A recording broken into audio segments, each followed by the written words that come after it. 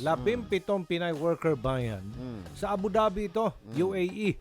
Nagpasaklolo na para makauwi sa Pilipinas. Minamaltrato sila ng kanilang amo kong. Ang accommodation nila, kinakandado pa sila, kinukuha ang cellphone at pinapakain daw na parang aso. Tira-tirang pagkain. Narito po report, panoorin natin.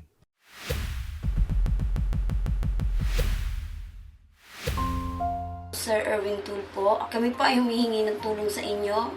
Nandito po kami ngayon sa Abu Dhabi. Hawak po kami ng agency, kinukulong po nila kami dito. At hindi po binibigay yung sahod namin, hindi rin po kami pinapakain. Sir Erwin, humihingi po kami ng agarang tulong sa inyo. Dahil po hindi na po talaga maganda ang sitwasyon namin dito. Yan ang cellphone video laman ang panawagan ng 17 Pinay domestic helpers sa Abu Dhabi. Pagsusumamo nila, matulungan sila para tuluyang makauwi ng Pilipinas. Lumayas daw sila sa kanilang mga amo dahil sa naranasang pananakit at mga mura. Ang kanilang pansamantala ngayong tinutuluyan ang accommodation ng counterpart sa UAE ng kanilang recruitment agency sa Pilipinas na Best Migrant Worker International Manpower Services Incorporated. Pero maski doon daw sa accommodation, nakararanas pa rin sila ng pangmamaltrato.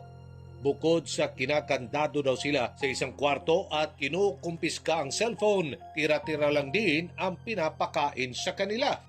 At ang kanilang sahod hindi rin ibinibigay. Ang kasama nilang si Rialyn Tapong naglakas loob na tumakas sa accommodation at tuluyang umuwi ng Pilipinas. Nababagalan na raw kasi siya sa aksyon ng Best Migrant Workers International Manpower Services Incorporated para sila'y mapauwi na ng Pilipinas.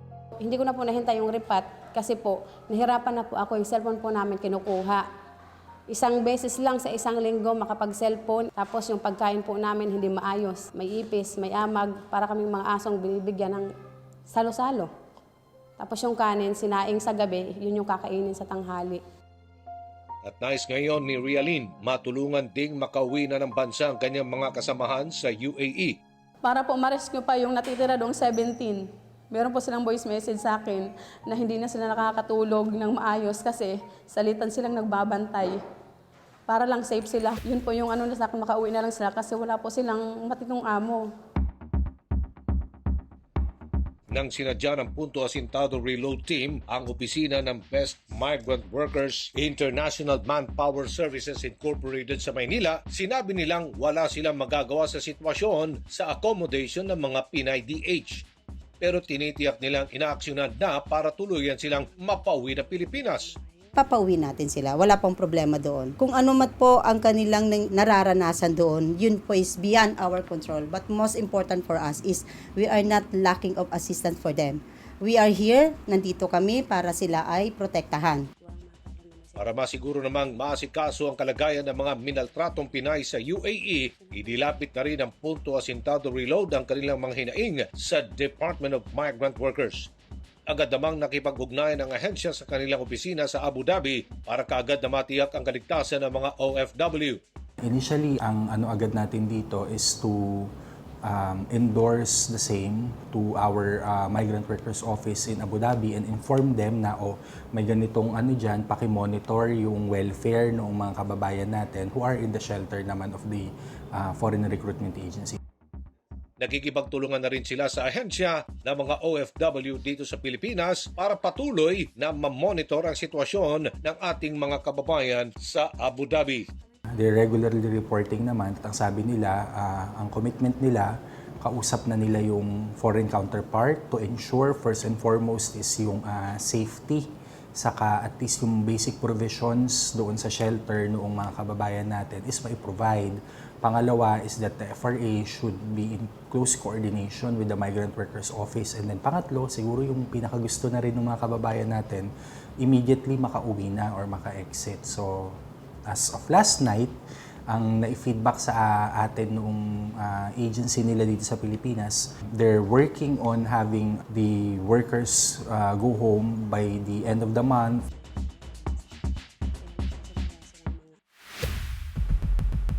Linya si Jun Fabian, ang Pangulo ng Recruitment Agency ng mga OFW na Best Migrant Worker International Manpower Services. Mr. June Fabian, this is Erwin Tulfo. Kasama ko po si Aljo Bendijo.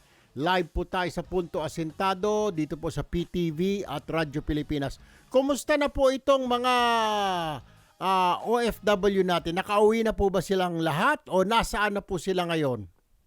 May 4 po na umuwi kahapon. Ay, unang-una po, magandang umaga kong Okay, good morning. Sir Opo. Aljo. Opo. Good morning po, Sir Opo. Aljo. Alright. 4 nakauwi kahapon. Ay, salamat sa Diyos. Good job. O, yung Opo, iba opo. po, yung 13 pa. 17 po yun eh. Yung 13. Opo. Ano nangyari? Meron na pong ticket yung total of 11 plus 4, 15. Aha. We are working on the last ticket po eh. Opo.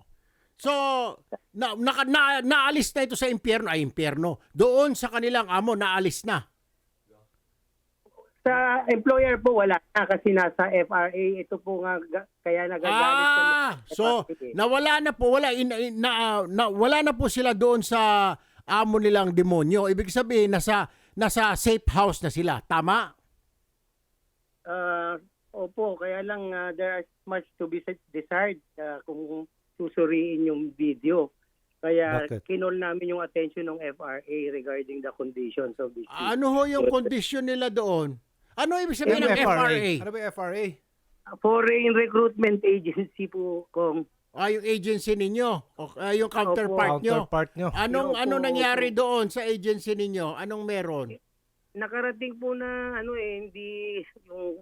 hindi desirable yung pagkain na Hindi maayos ang trato. Opo, para yun silang- nga po.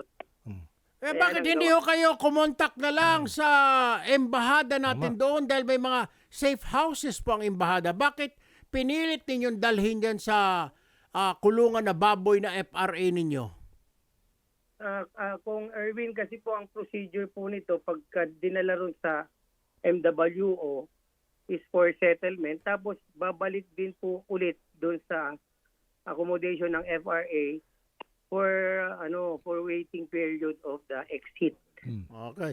Kailan makakauwi? Kailangan ho palang ialis ito dyan sa FRA ninyo. Ditong FRA ninyo, kulungan siguro dati ng baboy ito. Kailan ho ina-expect natin na makauwi ito? Na sasakay na ng eroplano ito? February 5 at February 7 po yatang dates ng deployment. Tapos yung, I think last 1 or 2 na lang yung walang ticket.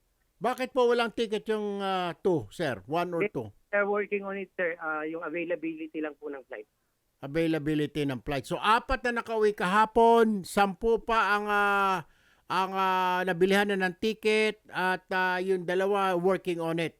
So, Mamaya lang po, may ticket na rin yung dalawa. may ticket na rin. Ay, salamat Pwede sa nyo Diyos. ba bigyan nyo naman ng maayos na pagkain? Pwede ba yun? Kausapin niyo yung kawawa FRA nyo roon. Sabihin nyo, sige bro, na. Oh. Kausapin ninyo na para mapakain po sila na maayos. Opo, Kung Erwin. Ngayon din po, after mga 3 hours, tatawag uli ako ron. Bigyan nyo ng hamburger tsaka steak. Or sabihin ho ninyo, total, yun naman ho ang contact. Bakit ho na inyo na contact naging FRA itong naging counterpart nyo ito hindi ho ba kayo nagkakaroon ng background check? Ang alam ko dyan, sir, di ba, pupunta kayo doon kung baka maayos ang accommodations nila. Hindi ba ninyo, hindi kayo nag-inspection nito, Sir June? Actually po, Sir Aljo, Kung Erwin, meron po talagang verification yan. At ang unang nag-i-inspect po sa sila bago makakuha ng job order is the MWO personnel.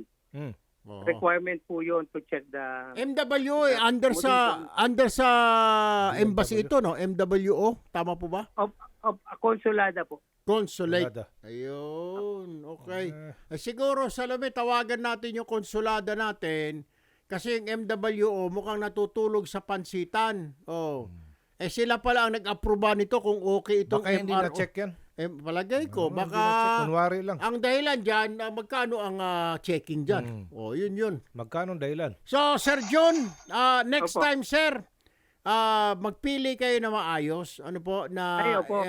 ngayon, this should serve as a lesson for you at sa mga Yes, iba po. pa. Kasi kung ganito na ganito, i-ere natin, pangit yung mga FRO ninyo doon or FRA, baka magdalawang isip din yung mga i-recruit ninyo. Para sa inyo na rin ho ito. Pero at least gumawa ka agad kayo ng paraan Diyan naman po ako believe sa'yo at nagpapasalamat at kayo mismo ay magpapauwi sa mga kababayan natin. Kami ko natutuwa naman ni Bay Aljo sa inyong aksyon. Pero next time po, next time hindi ho po pwede na yung ganito, Mr. Fabian.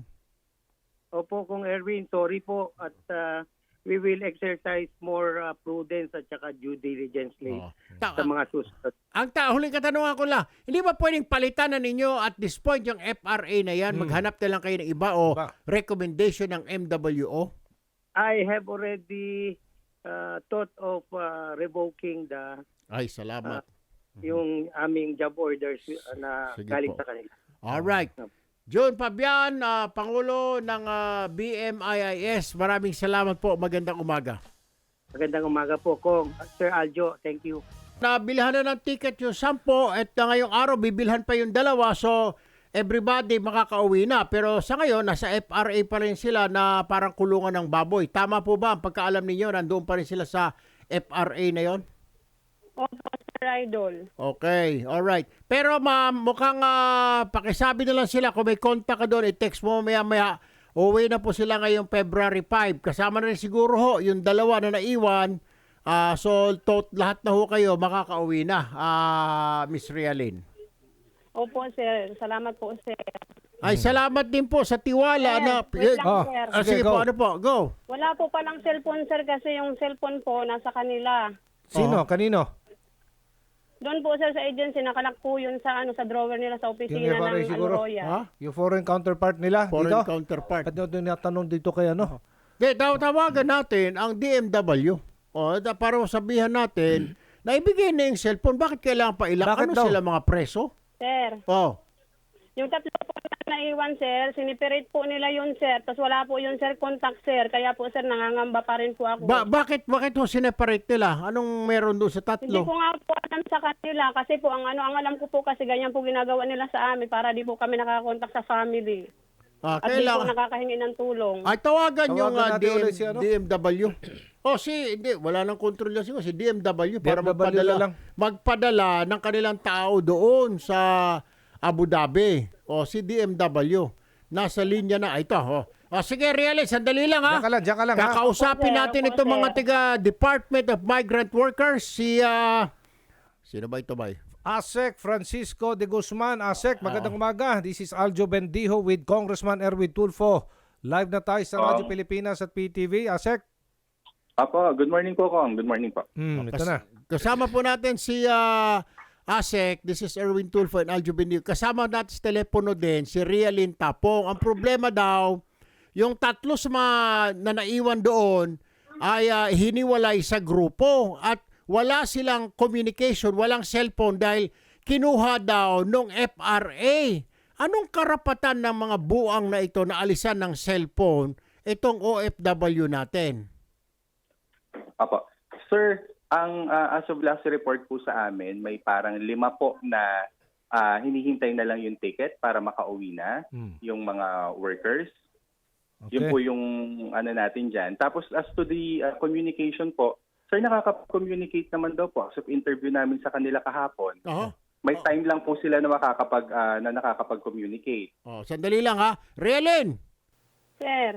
Nako-communicate. Baka ikaw lang walang load. Hindi Iha. po, Sir. Sir, hiniwalay po nila agad yung 3 na yun, Sir. Kaya po wala po akong makontak na. Ma'am, nag-usap na tayo kahapon. Ma'am, sinabi naman namin sa inyo. Go ahead, ASEC. Ako pa. Pero yun bigla nga, po ma'am. siniperate yung 3. Hindi nga ma'am, baka lang madaling araw po kayo, hindi makontak. Kung ganun ho, try ho ninyo mamaya. Sa ASEC, sandali lang ha, Realin. Anong ibig sabihin ho ni ma'am na hindi makontak? Hindi makontak kasi madaling araw ngayon doon? Or what's the status? ASEC. Opo. Yes, sir. Sir, kasi kahapon, nasa office sila. In-explain po namin sa kanila na by budget yung pagkuha nga ng ticket para makauwi yung mga worker. Opo. Every day po, minomonitor namin yan doon sa agency. Alright. Kahapon din po, binanggit nga nila kasi kinonfirm ko po sa kanila kahapon, kumusta yung mga kasama nyo doon, anong balita? May contact naman daw po sila as of yesterday.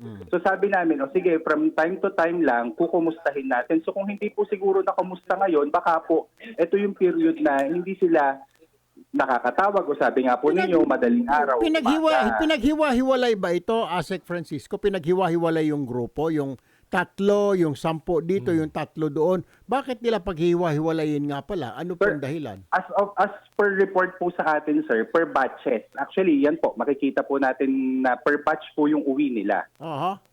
Okay. Per batch po yung Per uwi batch. ng ano nila. And then dalawang specific na grupo po yan kasi dalawang PRA or dalawang agency po yung nag-handle sa kanila. So yung 3 maaring sa ibang FRA, tama? Iisang FRA po ito, ang pagkakaalam ko po is iisang shelter po sila nadala. Request lang po namin, yun na rin po yung kinausap namin itong worker kahapon. Huwag na po nilang awayin kasi inuuwi po natin dito. Dito po natin pag-usapan pag naiuwi Tama. po. Yun lang po yung hinihingi yun ang namin dun sa importante. workers. Sige po, okay. Opo. Kasi baka nga ipitin ng mga Arabo. Yes po. Kawawa Tama na yung po mga muna yun. yung Opo. pag-upload, pag-ano nila kasi binibidyohan, ina-upload. Wag po kasi iba nga po yung batas doon, pinaliwanag din po namin sa kanila. Tama nga Iuwi naman. po natin. Tama naman. Iuwi po natin. Sige Opo. po. At kakausapin namin si Ma'am Rialyn. Asek Francisco de Guzman, maraming salamat po Thank for you. your time and Opo. for your Sige help. po. Thank you po. We'll update Opo. you po from time Opo. to time. Sige, Opo. okay. Ma'am Rialyn, Yes po, Sir Idol. pakisabihan na lang din yung mga kasama natin. Relax na lang kasi ibang bansa yon. Ang kawawa sila din, di ba? Pag sir. inasar-asar nila yon, buwisitin nila, baka mamaya biglang tuluyan ang maglalaho yung mga kasama niyo. But anyway, kontakin mo na rin at sabihin mo, sabi po ni Kong Erwin, wag na raw kayo sisigaw dyan o mag-upload na kung ano at baka mabuisit, baka bumaligtad ang utak, alam niyo na wag naman sana. Pero nakatutok po kami, Ma'am Rialyn, alam niyo na yung number ng mga tao namin. Kung hindi po makakauwi ang mga yan by February 5, tawagan niyo po muling kami. Kasi ang pangako sa amin, February 5, nandito na po sila. Ano po? Alright, Rialyn. Ma'am Rialyn, Tapong, maraming salamat po. Magandang umaga. Sir, wait lang sir. Maraming salamat din po sa iyo, sir. Sir, kung di po dahil sa inyo, sir, ito po, di po kami matutulungan. Salamat po, sir, ng marami at magpapasalamat din po sa yung iba, sir. Apo, salamat sige. po. Salamat. Salamat. Magpasalamat daw iba. Salamat. Hello? Hello? Pinasa ang cellphone. Hello? Magpapasalamat lang. Hello? Na kayo. Rialyn, Ubus na sino load. ba yan? Sino sila? Hello. Hello din. Magpasalamat na kayo lahat. Pasalamat na kayo. Ma'am.